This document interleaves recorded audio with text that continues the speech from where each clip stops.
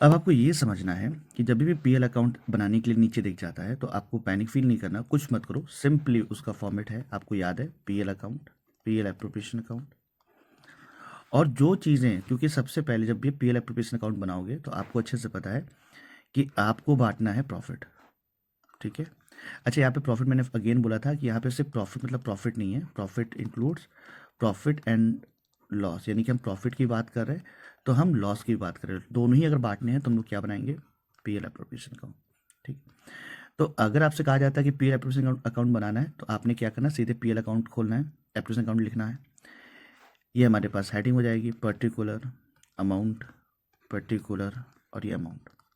सबसे पहला काम आपने करना होता है by net profit. Net profit ढूंढो, जहाँ होगा पेपर में लिखा होगा, क्वेश्चन में आपके लिखा होगा, वो लिख देना।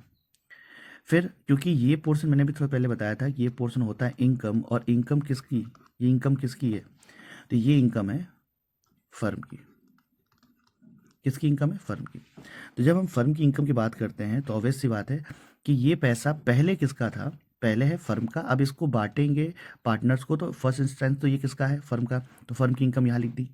फिर फर्म की इनकम और कौन सी होती है, तो फर्म की इनकम होती है इंटरेस्ट ऑन ड्राइंग्स, ये भी फर्म की इनकम होती है, ठीक है। ये हमारे ड्राइंग वाले टॉपिक पे पढ़ लेना, बता दूँ अच्छे से। तो दोनों इनकम हमने सेट लिख दी है, दोनों ही आपको मिल जाएंगे, अगर नहीं है तो जो भी मिल रहा है उसको लिख दो। फिर आ जाओ, अब पार्टनर को बांटना। भाई पार्टनर को बुलाया, क्या चाहिए भाई, सपोज करो आपके पास 3 लाख रुपीज़ पड़ा हुआ है। ये 3 लाख कहाँ से आया, पीएल अकाउंट से आया। पीएल अकाउंट से आपको ये क्या मिला है, 3 lakh rupees as a profit आपको दिख रहा है। अब आपने क्या किया, पार्टनर्स को लाना स्टार्ट किया। हाँ जी भाई बताओ क्या चाहिए, तो पार्टनर्स कह रहे हैं मुझे आईओसी चाहिए। अगर आपके पास इनफ पैसा है तो आईओसी दे दो। हाँ, और क्या चाहिए आपको, और क्या देना था, तो हमें चाहिए सैलरी। अब जो पार्टनर को सैलरी चाहिए उनको दे दो, नहीं है, जो पार्टनर नहीं मिलना है वो नहीं देंगे। फिर हम बात करते हैं कमीशन, जो पार्टनर कमीशन मांग रहा है कमीशन दे दो। ये सारी चीज़ें तभी एप्लीकेबल होंगी जब हमने पार्टनरशिप डीड बनाई होगी, और अगर उस डीड में ये बातें अलाउड होंगी। सिंपल सी बात है, अलाउड नहीं है तो फिर तो हम लोग अलग ट्रेड देखेंगे, लेकिन अगर पार्टनरशिप डीड में लिखी होगी, जिसको जो लिखा होगा वही हम उनको अलाउ करेंगे। तो आईसी मांगा, सैलरी मांगी, कमीशन मांगा। इसके बाद से आपने डीड में पढ़ा कि लिखा है क्या, रिजर्व मेंटेन करना है। अगर लिखा है रिजर्व मेंटेन करना है तो वो भी आप मेंटेन कर सकते हो। जब इतनी चीज़ें बांट दी, अब कुछ बच रहा है तो वो हमारा कहलाता है, इतने बांटने के बाद से अगर कुछ भी बच रहा है, ठीक है, रिमेनिंग अमाउंट जो होगी हमारी वो कहलाएगी प्रॉफिट, और इसी प्रॉफिट को हम डिस्ट्रीब्यूट करेंगे पार्टनर्स को। तो ये चीज़ें अगर आपको क्लियर हो गई हैं ना, तो अब यहाँ पे चलते हैं हम लोग अपने इसी क्वेश्चन, इसी फॉर्मेट के अंदर। तो एक्सपेंस हो गया, अब पार्टनर ने आईओसी मांगा तो दे दिया आईओसी ए बी। अब उन्होंने सैलरी मांगी तो आपने सैलरी दे दी। अगर उन्होंने कमीशन मांगा तो आपने कमीशन दे दिया। उन्होंने रिजर्व, उन्होंने क्या, ये फर्म ने सोचा था डीड के थ्रू कि रिजर्व मेंटेन कर रिजर्व देना। अब जो बच जाएगा वो क्या करोगे, प्रॉफिट ट्रांसफ़र टू ए और B. A is capital, B is capital account, और ये अकाउंट, ठीक है। अब चीज़ें और ध्यान देना है, जब हम अपने फर्म की इनकम को बांटते हैं तो सीक्वेंस अगर रहेगा तो ये रहेगा, पहले हम लोग बांटेंगे आईओसी, फिर हम लोग बांटेंगे सैलरी, फिर बांटेंगे कमीशन, इनके बाद कुछ बच गया तो हम बनाएंगे रिजर्व, और उसके बाद कुछ बच गया तो हम जो प्रॉफिट होगा वो ट्रांसफ़र कर देंगे। अब ये होता कब, इसका यूज़ कब कब करते हैं, देखो इसका यूज़ हम तब तब करेंगे जब हमने क्या किया, हम जब भी कोई क्वेश्चन सॉल्व करेंगे तो उस क्वेश्चन में ये तो कंफर्म है, बिल्कुल 100% कंफर्म है कि क्वेश्चन में प्रॉफिट होगा ही। क्यों भैया, प्रॉफिट जो है, पार्टनर ने बिजनेस क्यों किया था, पार्टनर्स ने बिजनेस क्यों किया था, टू अर्न प्रॉफिट। अब भैया अर्न प्रॉफिट भी हमारे पास आ गया, अब इस अर्न प्रॉफिट को हमें डिस्ट्रीब्यूट करना है, ठीक है। तो ऑब्वियस सी बात है कि अगर हमारा कोई बिजनेस है, ठीक है, जो पार्टनरशिप नेचर का है और वो बिजनेस चल रहा है, तो उसमें कुछ प्रॉफिट भी होगा, और प्रॉफिट होगा तो उसको हम बांटेंगे ही बांटेंगे, यानी कि PL appropriation account almost time पे बनता है, मोस्टली टाइम पे पीएल एप्रोप्रिएशन अकाउंट बनाया जाता है, ठीक है। अब यहाँ मैं मोस्टली टाइम वर्ड इसलिए यूज़ कर रहा हूँ क्योंकि कई बार केसेस बेसिस पे केस स्पेसिफिक क्वेश्चंस आ जाते हैं जिसमें सिर्फ आपसे इंटरेस्ट ऑन कैपिटल निकालने के लिए बोल देगा या फिर इंटरेस्ट ऑन ड्राइंग बोल देगा या रिवैल्यूएशन अकाउंट बोल देगा, वो अलग मैटर है। यहाँ पे क्या है कि अगर प्रॉफिट हुआ है तो हम प्रॉफिट को बांटेंगे। अब इसमें एक और सेक्शन आता है, केसेस क्या क्या हमारे पास होते हैं। ठीक है, सबसे पहले अगर हम लोग केस के ऊपर डिस्कस करें तो केस 1, हमारे पास इनफ प्रॉफिट है, इनफ प्रॉफिट है।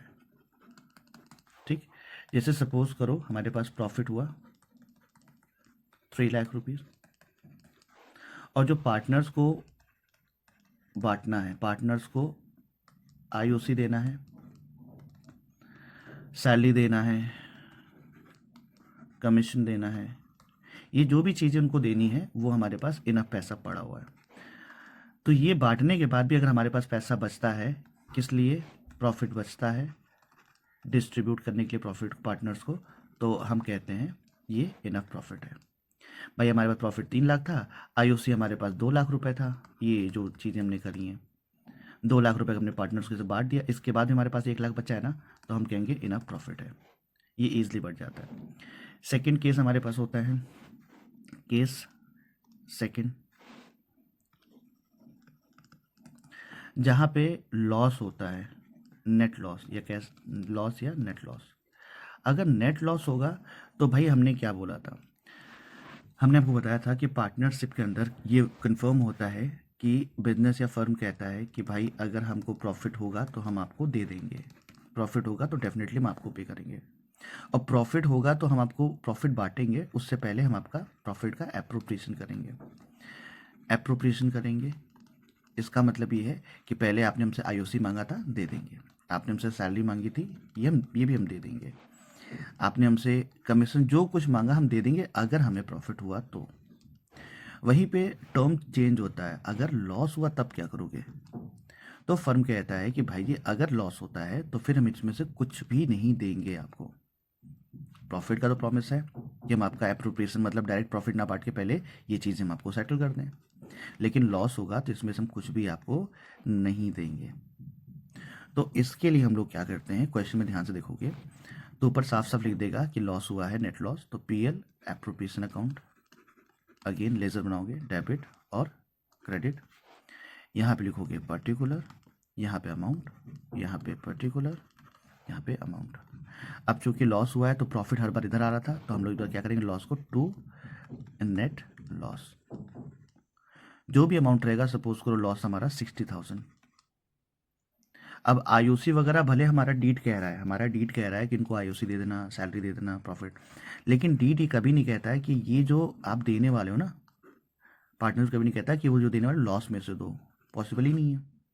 तो उस केस में हम लोग क्या करते हैं, नेट लॉस साइड लिखेंगे डेबिट साइड पे, और हम सीधे सीधे, क्योंकि अब हम इसको बैलेंस करेंगे, बैलेंस करना अपने को आता ही है, 60,000 रुपये, 60,000 रुपये, ठीक है। अब इस साइड कितनी वैल्यू मिला दें कि दोनों इक्वल हो जाए, 60 इधर मिला दें, इसको हम लोग क्या बोलेंगे, तो by loss transfer to A's capital, B is capital, और रेशियो जो भी रहेगा मान लो इक्वल बांट रहे हैं तो 30,000 इनको दे देंगे और 30,000 रुपये इनको दे देंगे। ये चीज़ क्लियर हो गया। अगर लॉस हो रहा है तो देखो यहाँ पे वापस नेट लॉस का केस अलग होता है, ठीक है। अब इसके बाद से हमारे पास अगला आता है, अगर इनसफिशिएंट प्रॉफिट हुआ तब क्या करेंगे। तो देखो केस 3, इनसफिशिएंट प्रॉफिट, उस केस में क्या करेंगे, अगर हमारे पास इनसफिशिएंट प्रॉफिट होता है, एग्जाम्पल हमको नेट प्रॉफिट हुआ था 50,000 और हमसे जो आईओसी की डिमांड की, देखो प्रॉफिट हुआ है ना, इसका मतलब आईओसी, सैलरी, अगर क्वेश्चन में लिखा है कमीशन, सब देंगे, ये सारी चीज़ें प्रोवाइड करेंगे, ठीक। बट अगर हमारे पास इनसफिशिएंट प्रॉफिट है 50,000 और इन सबको जो मिला के जो डिमांड करी जा रही है वो है 90,000, तब क्या करेंगे, तो इसी वर्ड को हम लोग बोलते हैं इनसफिशिएंट। भाई है इतना, डिमांड इतनी करी जा रही है।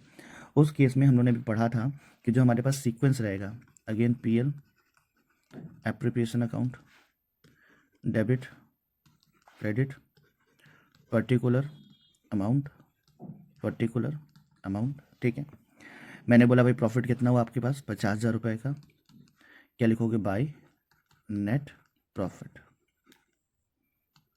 By net profit 50,000। इस साइड आ गए तो सबसे पहले मान के चलो कि हमारा जो प्रॉफिट है वो आईओसी में ही ख़त्म हो गया। तो ए कह रहा है अकॉर्डिंग टू देयर कैपिटल कि भाई मुझे चाहिए 50,000, 30,000। ए कह रहा है मुझे चाहिए 60,000 और बी कह रहा है कि मुझे चाहिए 40,000। ये डिमांड कर रहे हैं, मिला नहीं है, डिमांड तो कुछ भी कर सकते हैं।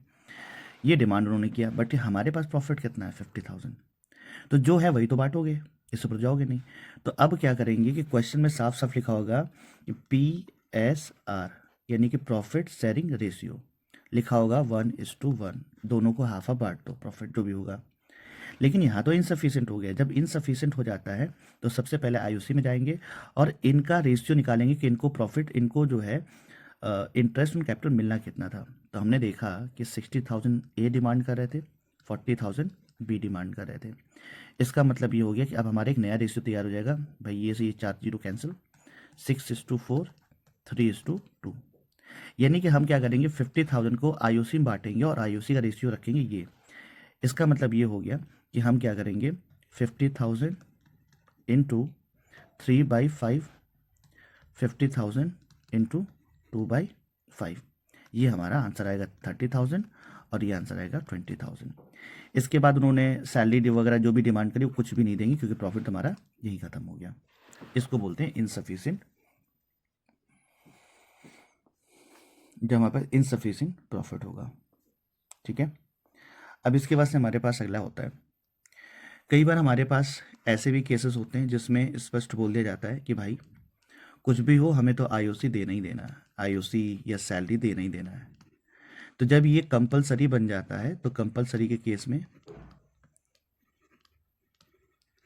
इसको लॉस में भी कन्वर्ट कर सकते हैं। एग्जाम्पल समझो, जैसे हमसे कहा गया है भाई ये तो देना ही देना है, चाहे प्रॉफिट हो चाहे लॉस हो।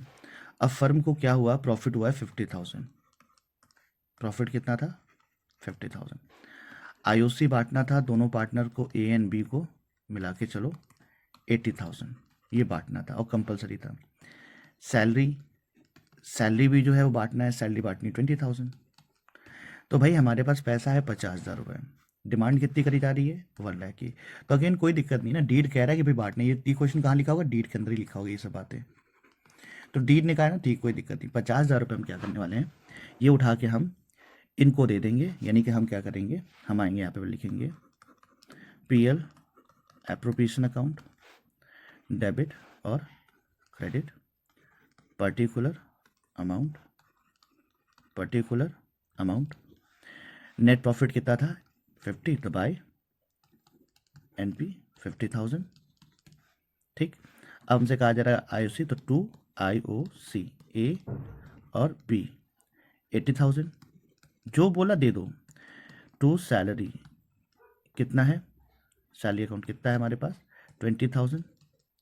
अब ये देखो हो क्या रहा है कि अगर हम लोग यहाँ बैलेंस करने जा रहे हैं तो हो कितना रहा है, होता ना हमेशा बराबर किया जाता है। तो ज़्यादा तो ये इसमें कितना मिला दिया जाए कि ये भी हमारे पास पूरा हो जाए। इसका मतलब हम 50,000 और मिला दे तो दोनों हो गए 1 लाख 1 लाख। लेकिन इस 50,000 को हम लोग क्या बोलेंगे, bye loss transfer to A's capital account और बीस कैपिटल अकाउंट। ये है हमारे पास पूरा एक सिनेरियो। यानी कि आप खुद ही कह रहे हो कि भैया हमको देने देना कंपलसरी करनी है, तो हमने दे दिया आपको। अब लॉस हो रहा है तो आप देखो, ये इतने केसेस समझ में आ गए। चलो, अब इसके बाद एक और केस होता है जिसमें हम बात करते हैं